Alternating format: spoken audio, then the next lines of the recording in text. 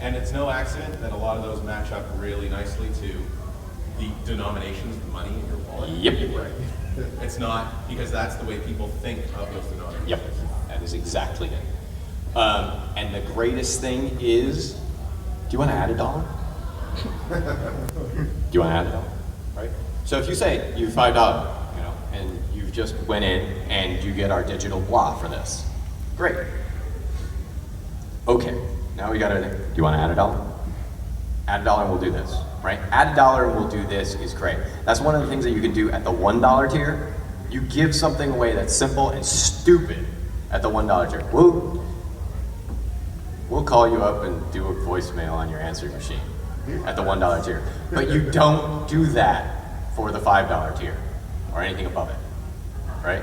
And you'll get people, oh, well, you know, how come you don't do that for the $5 tier? You just do the $1 tier. Well, just add $1. We'll totally do that. Another really important thing to consider is that a lot of people don't know that you can add $1. Or they see $5 or $10 and they think, okay, $5 means $5. Exactly. Sometimes at $5 level, and you pledge $7. Right.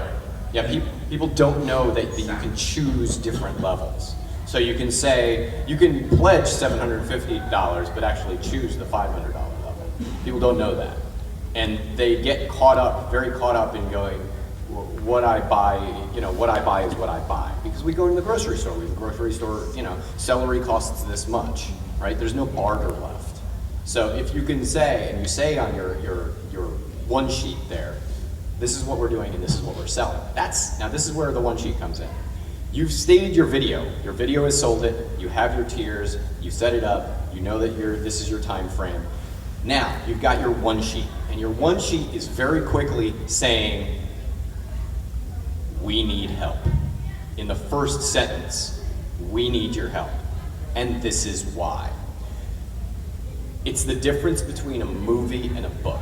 A movie is one hair's breadth of time, right? You're coming to something as late as possible, and you're telling the story as quickly as possible, right? That's a movie, right? A book is inside somebody's thoughts. So you want your book there to get inside your thoughts, but you want to be Hemingway. You want to be as quick as possible in terms of how you deliver that material in your writing, right?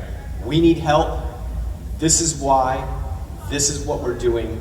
This is how we're going to do it. This is what we're worried about. This is how you can help us solve what we're worried about, right?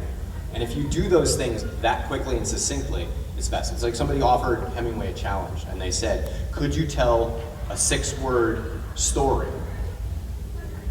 And he said, no, excuse me, they said, could you tell a short story? And he said, how many words? And it was between a bunch of really prominent artists, and eventually it came down to 6 words. But the caveat was it had to have a mystery, it had to have emotional involvement, and it had to have a complete ending, right? In 6 words, right? And so they all went to it, and Hemingway was declared the winner of the story competition. Still one of my favorite stories in the world. When what was it? Go ahead. For sale, baby shoes, never worn. Wow. Right? That's a great story. That is a fantastic story. For sale, the whole story. Baby shoes, never worn. Right? Mystery, emotional involvement. I mean, just like, oh, fuck you, Hemingway. You know? And that's just like drops mic. You know? So that's what you need to be doing in your one sheet. In your one sheet, you need to be describing that. You can go back and edit your one sheet as the process goes on. Your video will not change. You can put additional videos in your material, and I recommend that you do that. If you say, we did this level, yes, thank you, great. We did this level, yes, thank you. This allows you to bring YouTube into it, to get a YouTube channel, to keep it branded to yourself, and to keep things going on that YouTube channel, which are also showing up on your feed. People that follow you on YouTube, they'll go to things, it leads everybody back into the circle. So, your one sheet, which never change, which starts to change, you can edit for levels. You can edit for saying, look, you can offer an expansion. We're doing this single level here, and it's all our digital content. You get a delivery of the film at the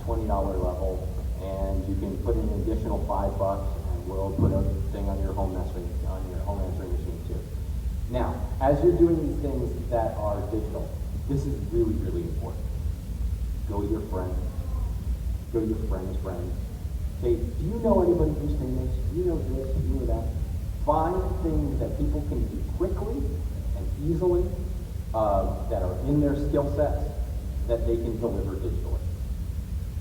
We found G.D. Faulkson, who's a steampunk author, who would name 2 characters in the story after whoever funded at that level. He didn't say they had to be main characters, they were just 2 characters in the story. It was like Rosencrantz and Guildenstern. You know, we're gonna name them after whatever you wanna name them. You know, it's gonna be Sir Chappy Pants and so. And people paid $1,000 for that, right? Because they wanted to be in a story, and they wanted to have, and it's the law of the raconteur. If it makes a good story, it's worth it. Okay. Has anyone ever tried, I've just been thinking about this, anyone try going like contest level? Like, okay, here are the set tiers, but whoever donates the most between the time is over, they get this, or you get a walk-on. It's a great idea. Okay. It's a great idea. Do that. Okay. Yeah, do that. Okay. You know, you can say, and if you run it as a contest level, you can, anything that's been done on PBS for a fund drive You're right. is great to do on Kickstarter, because that's what Kickstarter is. If you fund it, we'll give you a bag. But Jerry Lewis will give you a coffee cup too, you know? And you're helping this kid over here in the chair. That's great. That's absolutely great. If you're doing anything that's been done successfully for Make-A-Wish, for any of those things, they are the tried and true hallmarks of Kickstarter funding. They absolutely will tell you everything that you need to know about Kickstarter funding, because they do it right every single time, and they make millions. Ron Popeil as well. Ron Popeil, who can sell blenders to anyone. I don't know how he does it. The guy makes $1 million in an hour. And he's been doing it since the 70s. Yes. It's not like he started. Unreal. Unreal how he does what he does. Okay, so now we've got our levels. We've basically gone in, we've delivered digital content, we've found our friends, we've basically said our friends are going to come in and they're going to help us with these things at our digital level. Now we have to create solid things for this. We've got to get our t-shirts and the other things that go along with it. It's a lot easier than you think in terms of getting those things manufactured. The best thing is to just go out and get a quote. And also realize that this allows you, especially if you're doing a film or creating a product, this allows you to go to your larger community and say, it gives you a reason to talk. I'm doing this, we're gonna try and do a bunch of money. And anything you could do to help would be greatly appreciated. Anything you can do to help us along. Oh, doing a Kickstarter? What's it about? Well, we're doing this horror films, about this guy. One, you're pitching your product to a person. They're going to go to your website, right? Two, they'll probably offer you a deal, right? So people love when people are entrepreneurial, and Kickstarter is the basis of being an entrepreneur. So if you use your entrepreneurial experience to basically say, I really need this, how can I get this? It goes a long way towards pushing your campaign along, toward getting more eyes to it, and towards making sure that you can have stuff. This is all very doable. Everything is absolutely doable. It is just made up of teeny tiny, itty bitty little steps. So we've gotten our stuff, we've gotten our hardcore stuff, and now we're driving towards the end. Now, this is where, what he was talking about, where you're adding on additional things. This goes to two things. One, if you haven't made your goal and you want to get people to help you over to your goal, right? This is when you hold the thing that's really cool in reserve. You hold one thing really awesome in reserve the whole time. But it's gotta be cool. You gotta go to your friends. You go, is this cool? And they go, buy it. It's not cool. If every single one of your friends goes, oh, that's really cool, you gotta do that. That's the one idea that you hold back. And then you deliver that one idea at the very end. The very, very end of your Kickstarter campaign. You go, bam. When you say very end, it's that last 5 days. Last 5 days. Absolutely. You go in and you say, all right, now we've gotten it, we've gotten our last 5 days, it's time to drop this one last thing. If you've invested in us, thank you. For just a little bit extra, we'll offer you guys for $3. If you've already invested us, we'll give you this. New people, if you want to come in for $5 in addition to the level, we'll give you that thing. Or even just the same, only limited time offer. We'll do the same as people in here. That works. Now you've created the velvet rope, you've created the demand, you've said, all right, here, this is what we can offer for this last time period. And you drive with that. If you've gone beyond your level. Oh, one of the, there's a comic called Order of the Stick. They, I think, went for $10,000 or something like that, and they got $1 million. But that's an established brand. It's an established brand, yeah. So they're stars. So they walked in, but the way they deliver their product and the way they wrote their one sheet is the standard by which everyone should write their one sheet. The Order of the Stick. Go investigate. Absolutely. Yeah. The Order of the Stick. The way they wrote their one sheet is genius. I think it's genius. Well, and they had an established audience, but they didn't just they didn't phone it in because of that. Right. They really killed it. Yeah, and what they were delivering is what they were delivering. They're one of the smartest in terms of levels. They said, all right, here's the book, this book, this book, this book. This is how we're delivering the book. And it's so simple in terms of how they did it. It's really, really, really, really, really brilliant. So now we've got our levels. If you've already succeeded, this last 5 days is your chance to go stratospheric, right? This last 5 days basically gives you a chance to say, all right, we have succeeded. Now is your time, if you haven't already been picked up, to go to your social media and go to your buzz feeds, if you're going geeky, your IO9s or whatever, or if you're not going geeky, to go to HuffPo, to go to the other ones, and blitz basically anybody who has a small column, right? We got picked up by a mom column on Huffington Post. And that mom column was basically like a guy making science fiction for women. And they were like, oh, bang. And then Wired picked us up, and then BuzzFeed picked us up, and it went and it rolled and rolled and rolled.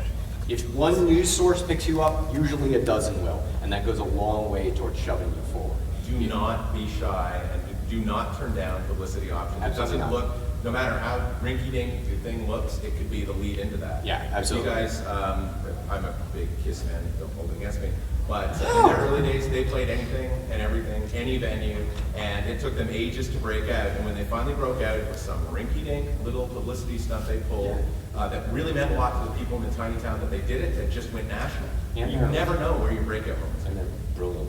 Dude, you're awesome. They're brilliant business guys. They're brilliant business. Take y'all on. Masters of marketing, right? Oh, At the absolutely. very least, I you have mean, to Gene do Simmons, the fact that you can mark it on your tongue. Right. Yeah, we're gonna do posters with a tongue on it. People will like, give me, here's my money. So now you've made your goal. Stretch goals, right? Stretch goals are basically, you're again offering basically a 10%, a 25%, 30%, 40%. Video games are really, really key about this. If you find any of the video, can't remember them off the top of my head. I've been involved in dozens of You know, what are the? any of the just tell me what you're talking about. Just that they've once they've made their stretch goals, they're very good about saying, here's a really pretty stretch goal. If we get to this, we add this content. Oh yeah, and the way they lay their maps out about all Yeah. the stretch goals, it's just Genius. So video games are the coolest ways of actually succeeding at stretch goals and finding a way to put banners and like that on Kickstarter. Oh yeah. Kickstarter is a great, you can practice on Kickstarter without actually launching it. You can practice on writing your one sheet, on drawing on it, and figuring out, oh, this is how I put a colored banner on it. Like, that's really useful because when you're in a 30-day time crunch, you don't want to be doing that. And you can loop people in, you can show it to your friends and say, what do you think of this? They can hit the page, and at the top it says, this hasn't launched yet, it's not public, it's, no, Right. it's- And that's a really good way to practice, just like, because you want to know your medium and not be figuring it out as you're going in there. You're like, wait a second, how do you bold this? That's not something you want to spend an hour on. Because that's going to be so wearying that it just learn. This is like me learning Word. Okay, great. It's 12 hours. It's 12 hours of work. So take a week and do it every day, and you'll know it in a week. It doesn't matter how old you are, just learn it. Once you have those things down, and you're starting to go for your stretch goals, it's very good to basically say, hey, we're going for this goal. Backers, get the word out. That's a great way of getting them to actually contribute more for the stretch, because they want the stretch goal to happen. And basically, stretch goal is dream time. You know, for us, it was additional episodes. You know, but stretch goals is really, you know, we had a $75,000 base that we needed just to get the stuff out and to get the first episode finished. Everything after that was like, okay, we're in dream time. So we basically now gone on and we were like, okay, well, so we can make 3 full